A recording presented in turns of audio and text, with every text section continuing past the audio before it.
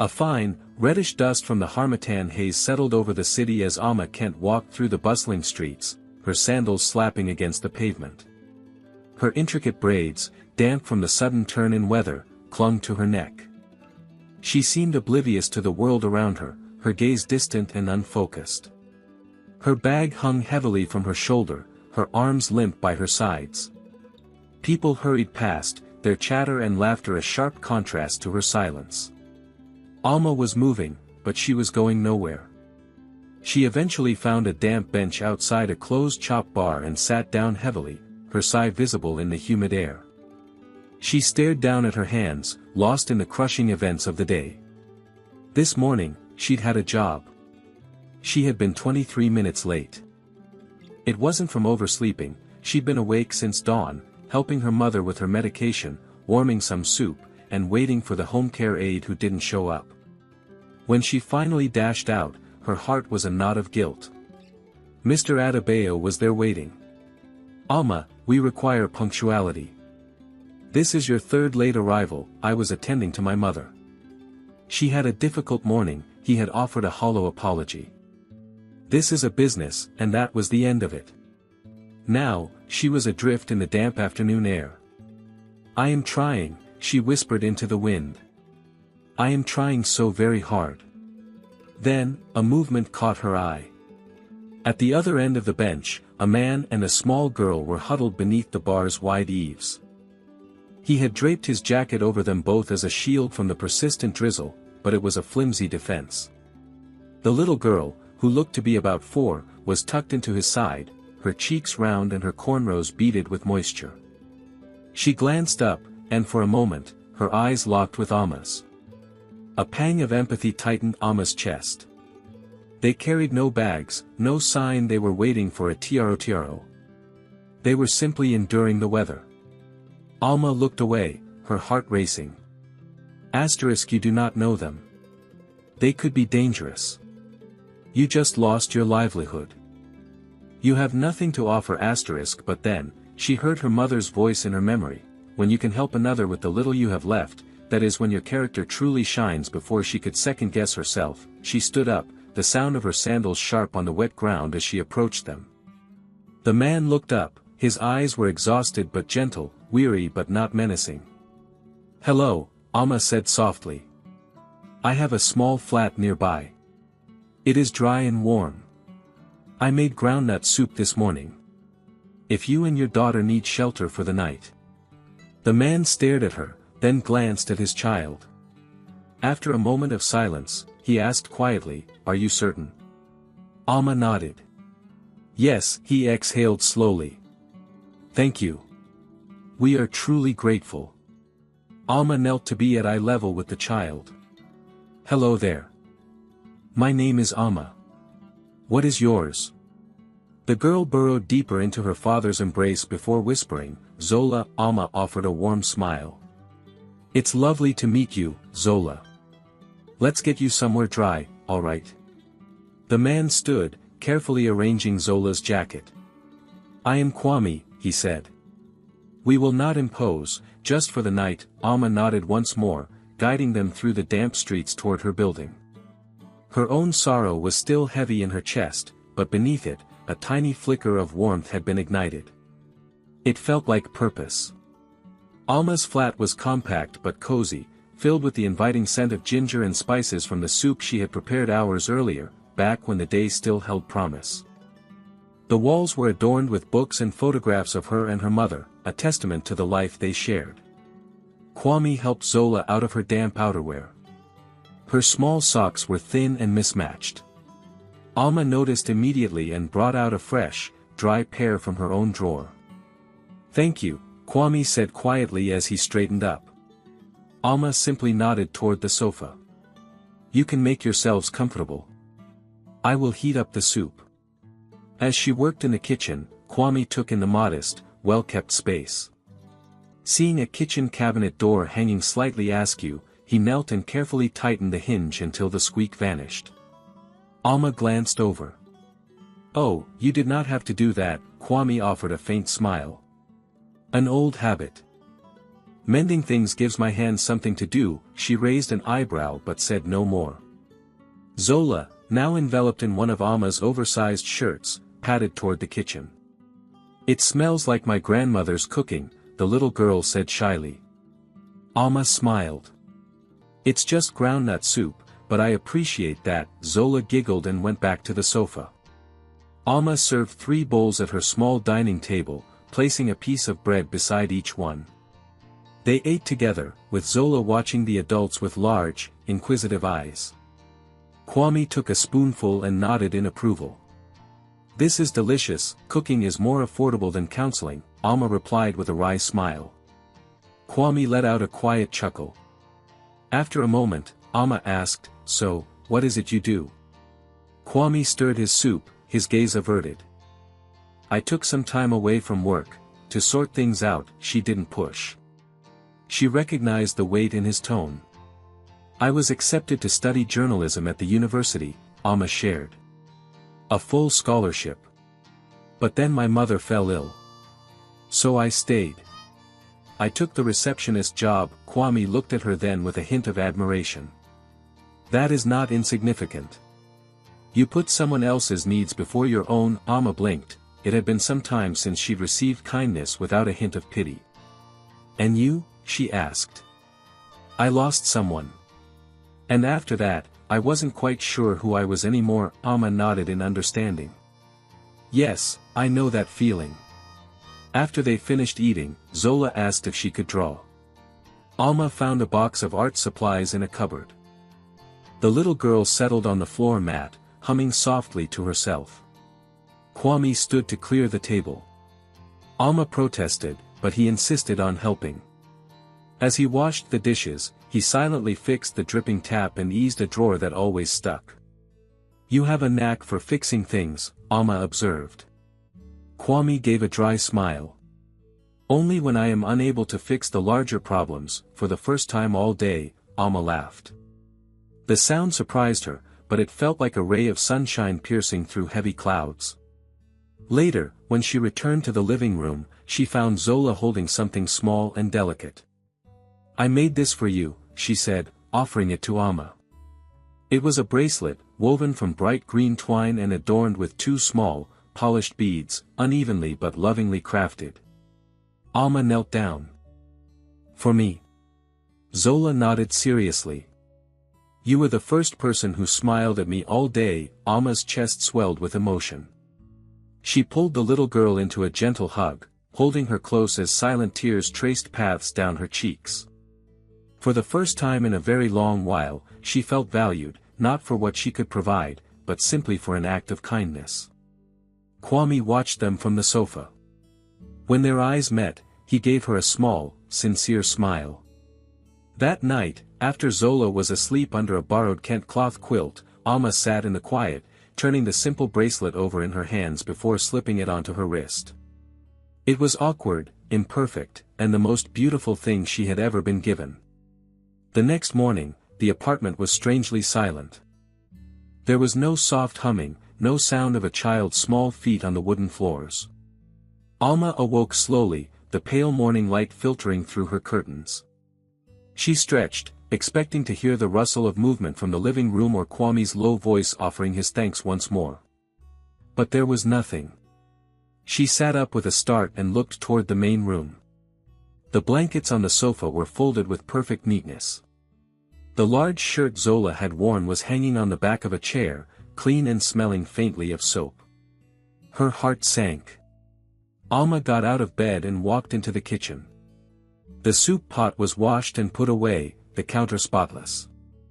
The room had the unsettling tidiness of a space recently vacated. Then she saw it. On her small table sat a crisply folded white handkerchief. On top of it was a piece of paper, folded in 2. Alma's hand trembled slightly as she picked it up. The handwriting was neat and strong. Thank you. K, that was all. No full name, no contact, just a quiet note from a man who had accepted a night of shelter and left behind a profound silence. She held the note for a moment before unfolding the handkerchief. Tucked inside was a drawing in bold, childish crayon strokes. It was a woman with long braids, smiling and holding something green and round in her hand, the bracelet. Alma recognized herself immediately. Zola had drawn her beneath a sky full of stars, with a tall man and a tiny girl standing on either side of her, all three of them holding hands. Alma sank into a chair, the tears coming freely now. It was only one night, a few bowls of soup, and a place to sleep, but it had meant something. It had meant enough for a little girl to leave this behind. She wiped her eyes, her gaze falling on her refrigerator. After a moment's hesitation, she retrieved the twine bracelet from the table where she'd left it. The green string caught the morning sun. Without a second thought, she pinned the drawing and the bracelet next to it onto the fridge door with a single magnet. She stepped back to look at them, the clumsy, handmade circle and the joyful picture of herself as someone who brought comfort. It looked like a memory of hope. Alma had no idea where Kwame and Zola had gone. She didn't know why they had departed so silently or where they might find shelter tonight. But she knew one thing for certain. They had truly seen her, not as a woman who had been dismissed from her job, nor as a daughter constantly struggling to care for another. They had seen her as someone who mattered, someone who could help. And now her small kitchen, with its worn-out chairs and chipped counters, felt like a sacred space. She sat back down, wrapping her hands around a cup of tea she didn't remember making. The chair across from her was vacant, but in the quiet of that morning, it didn't feel like a loss. It felt like the start of something she could not yet name, but she knew it was real. The days that followed were a grueling cycle of searching and rejection. Alma walked the city streets with her updated resume, visiting shops, cafes, and office buildings, anywhere with a vacancy sign. But the doors remained closed. She was a university dropout, a former receptionist with limited availability, a woman who carried her exhaustion in the lines around her eyes. At one corporate office, a woman in a sharp suit glanced at her application for a few seconds before looking up. "Frankly," she said, her tone devoid of warmth, "you seem a bit too gentle for this workplace.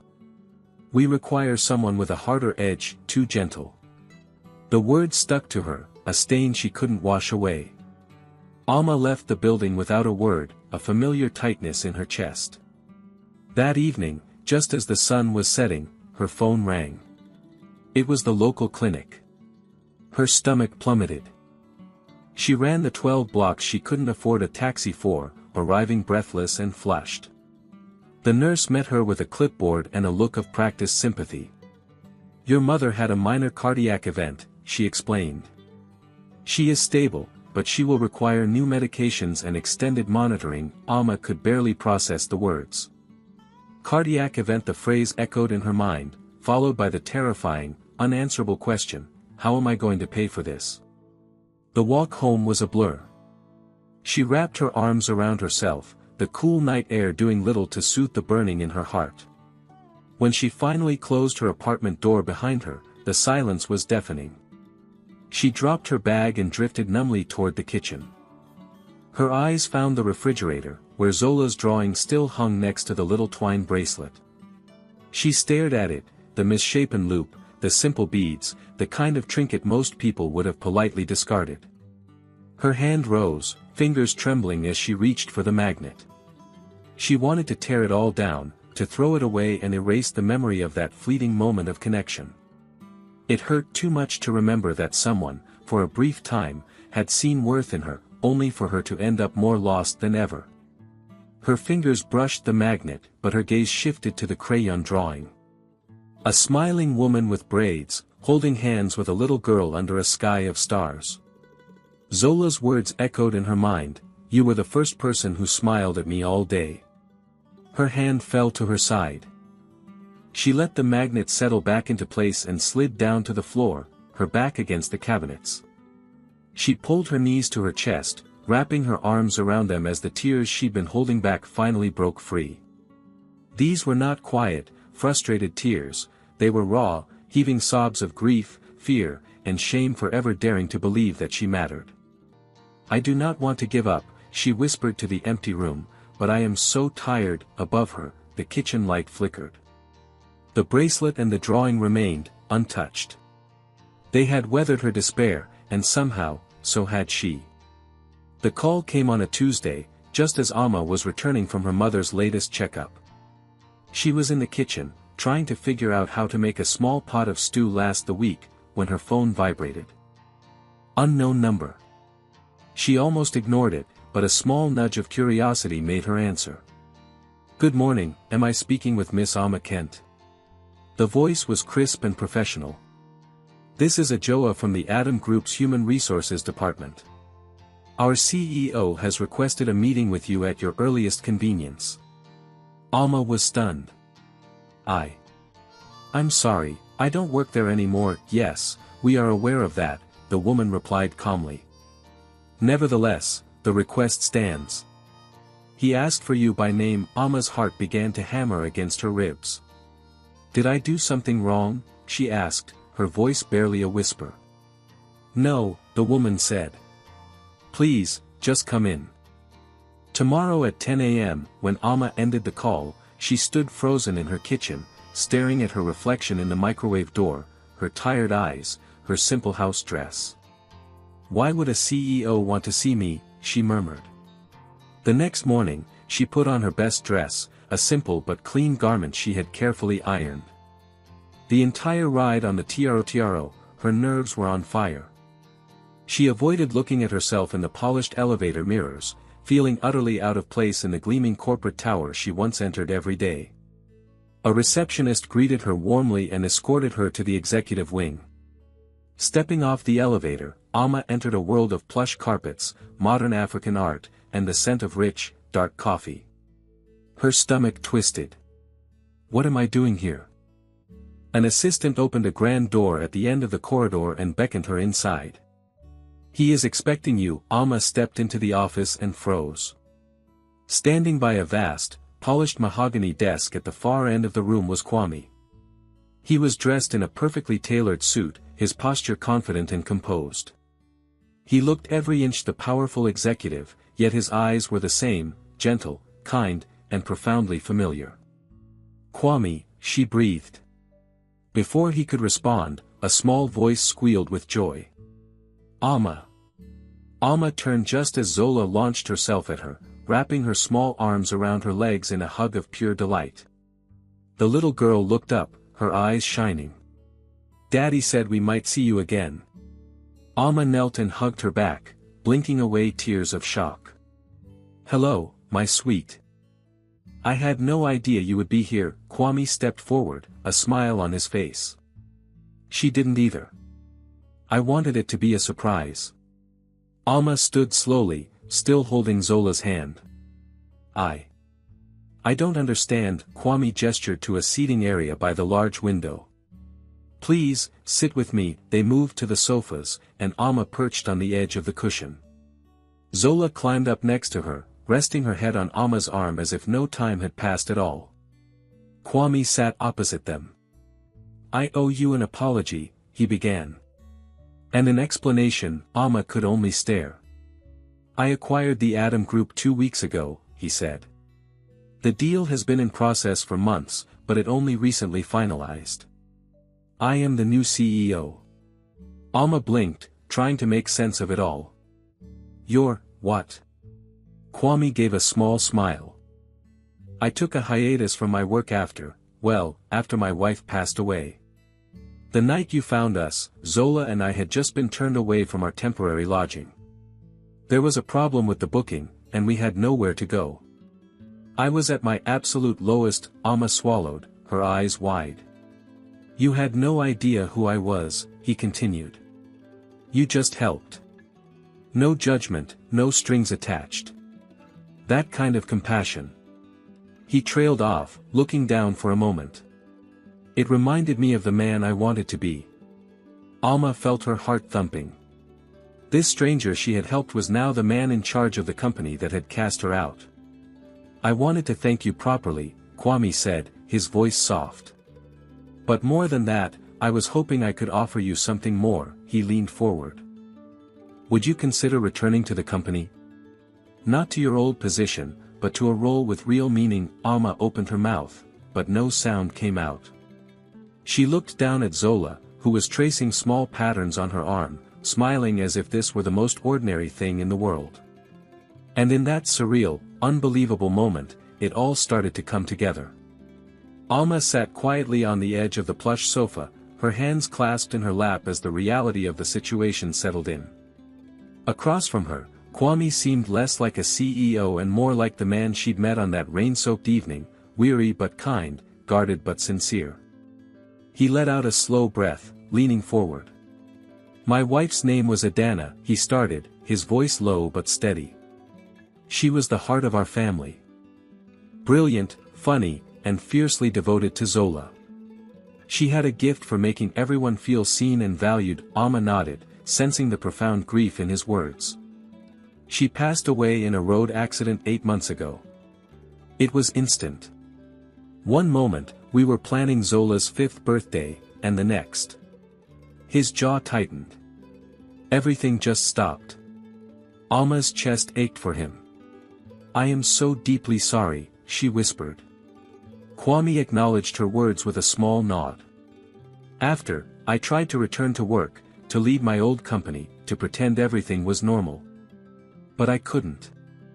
I felt like an imposter in my own life." He glanced at Zola, who was now engrossed in a picture book across the office. "So, I stepped away. I took Zola and we traveled. We visited places Adana had always dreamed of seeing. I wasn't running away, exactly. I just no longer knew who I was without her." Alma listened, her heart breaking as she understood the fragility she had seen in him that night. "That evening," he continued, "our temporary flat booking fell through. By the time I realized we had nowhere to sleep, the rain had already started. All the nearby hotels were full. We ended up on that bench, and I was just trying to figure out a plan before Zola got too cold." He met her gaze directly. "And then you came along. You didn't know us. You asked for nothing. You just opened your home, shared your food, and made my daughter laugh, something I hadn't heard in weeks.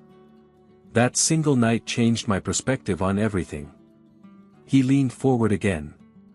"You reminded me that true compassion still exists. You showed me the kind of leader I aspire to be and the kind of company I want to build." Alma shook her head slowly. "I was only trying to help, and you did," he affirmed, "more than you can imagine." He stood, walked to his desk, and retrieved a folder. Inside was a formal letter of offer. "I bought the Atom Group not just as an investment," he explained, "but because I want to reshape it into an organization that values its people above its profits. And I need someone by my side who truly grasps what that means." Alma looked down at the offer. The salary was more than she had ever dreamed of, for a title she could never have envisioned for herself. "I don't know if I am qualified," she said, her voice quiet. "I never finished university. I was a receptionist." Kwame smiled gently. "Alma, I don't need another executive with a perfect resume. I need someone with genuine heart. Someone who shows up when it matters, someone who opens their door to strangers in a storm." She blinked back a surge of emotion, speechless. After all she had endured, this felt like a dream. "I saw your character when you thought no one was watching," Kwame said. "I believe in that version of you. I hope you will, too." Alma stared at the paper in her hands, then at the man who had once quietly fixed her kitchen drawer. Perhaps this was not an ending after all. Perhaps this was where her story truly began. The promotion was a whirlwind, but Alma threw herself into her new position as head of employee wellness and community outreach with a fierce dedication born from her own experiences. She established programs to support staff facing family illness, childcare challenges, and burnout. She listened. She learned names. She made people feel seen. But even the most genuine kindness can't silence gossip. The whispers began in the staff canteen. "Wasn't she just a receptionist? I heard she never even graduated." "Let's be honest, you don't get a promotion that fast without special arrangements with the boss." Alma tried to ignore it. She would smile, nod politely, and refill her water bottle. But one afternoon, as she passed the photocopier, she heard a man sneer, I guess sheltering a CEO for one night gets you more than a thank you note." The word struck her like a slap. She made it back to her office before the tears came. Closing the door, she sank into her chair, covering her face as doubt washed over her. They think I'm a fraud. They think I don't deserve any of this. Maybe they're right. A gentle knock startled her. She quickly wiped her eyes, trying to compose herself. Yes. Kwame opened the door. His gaze fell on her face, and he said nothing. He simply crossed the room, knelt beside her chair, and took her hand. "Come with me," he said softly. He didn't ask what was wrong. He didn't offer advice. That weekend, they took Zola to the botanical gardens. Alma pushed her on the swings, her laughter mingling with Zola's shrieks of joy. They flew a handmade kite under a vast, clear sky. Zola insisted on drawing them in the red dirt with a piece of charcoal. Daddy, Alma, and me, holding hands, they bought fan ice from a street vendor, and Alma sat on a bench as Kwame handed her a chilled sachet. For a long while, they sat in comfortable silence, watching Zola chase lizards and butterflies with equal fervor. "She doesn't see the rumors," Kwame said finally. "She only sees you." Alma looked down at her hands. "But everyone else does. They see you," Kwame corrected gently, "but they don't know your story." He paused. "Perhaps it is time they did." That Monday, Kwame sent a company-wide email inviting everyone to a staff assembly on Thursday afternoon. The large auditorium was filled with a buzz of speculation. People exchanged curious glances and a few knowing smirks. Kwame stood at the podium, not in a suit, but in a simple shirt and trousers.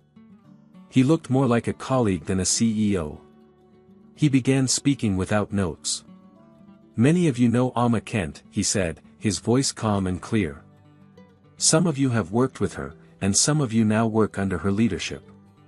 But I want you to know the person she was before all of that." He told them about the sudden rainstorm, about a woman with tired eyes and a kind heart who opened her home to a man and his daughter who had nowhere else to turn. He spoke of how she asked for nothing and expected nothing. "She did not know who I was," Kwame said. "She only knew we were cold, and she offered us shelter, food, and dignity." He reached into his pocket and pulled out something small. It was a simple bracelet of green twine with two small, polished beads. "This," he said, holding it up for all to see, "was a gift my daughter Zola made for Alma that night.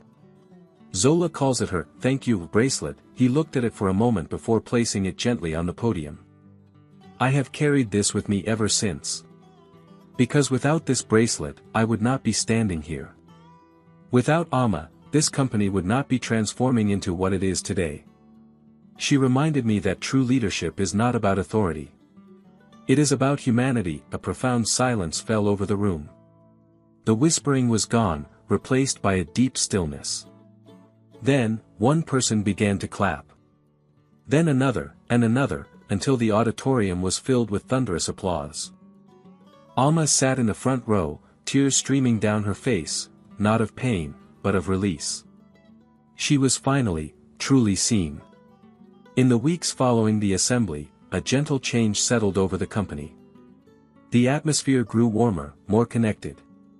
People began to smile at Alma in the hallways, to confide in her, to trust her, not for her title, but for the person they now understood her to be. Her office door remained open. She championed community fundraisers, childcare subsidies, and employee support groups. The invisible walls between departments and people began to dissolve. At home, life was also blossoming. Her mother, whose health had stabilized under the new wellness plan, was full of laughter again, enjoying card games and old movies. Alma felt as if she were finally living, not merely surviving. And then there was Zola. Weekends with Kwame and his daughter became a cherished tradition of hiking, baking, and stargazing. Zola had a habit of adding sprinkles to every dish, including scrambled eggs. One afternoon, she ran to Alma with a crayon drawing. "Look, it's our family," she announced, pointing to 3 stick figures. Underneath, she had written, "Daddy, Mama Alma, and me." Alma's throat tightened with emotion. Later that evening, as they were reading by the light of a lamp, Zola leaned against her. "I prayed to God to send me someone like you," she whispered. Alma blinked back tears. "You did?" Zola nodded seriously. "And I think he listened." Alma glanced across the room at Kwame. Their eyes met, and in that quiet, shared look, everything was understood. At the company's annual awards gala, Kwame stood before everyone. "This woman," he announced, his voice ringing with emotion, "changed my life and my daughter's life on a night when we had nothing." Then, to the astonishment of the entire room, he knelt down. Gasps rippled through the crowd as he produced a small box containing a beautiful ring. "Alma Kent," he said, his voice thick with feeling. "You were our hope when we were lost. Will you be our forever home?" Tears streamed down Alma's face as Zola ran onto the stage and hugged her. "Is this our family now?" she asked. Alma knelt, kissed her cheek, and looked at Kwame. "Yes," she whispered. 1,000 times, yes. The room erupted in cheers as confetti rained down around them. Their wedding was an intimate, beautiful ceremony by a quiet river, under a canopy of swaying trees. There was no gold or excess, just vibrant bougainvillea, music, and love. Alma walked down the aisle in a stunning Kent cloth gown, her mother at her side. On her wrist, instead of a bouquet, she wore a simple green bracelet made of twine and 2 small beads. During the ceremony, Zola sat between them, holding both their hands. After they kissed, she grinned up at them. "We did it," she declared. Later, as the sun dipped below the horizon, they walked hand in hand along the water's edge. Alma, Kwame, and Zola, a family forged not by chance, but by choice. Alma glanced back at the distant city skyline, at the tower where she had once lost everything. What had felt like an ending was, in fact, just the beginning. Thank you for joining us for this powerful story of compassion and destiny. It is a beautiful reminder that a single act of kindness can ripple outward, changing countless lives in its wake. Alma opened her door on a rainy night, never imagining she was stepping into a future built not on status or wealth, but on courage, empathy, and love. If this story resonated deep within your spirit, made you believe a little more in the good of humanity, or simply brought a smile to your face, please remember to like, share, and subscribe to our channel. We are dedicated to bringing you heartfelt tales that inspire, heal, and connect us all.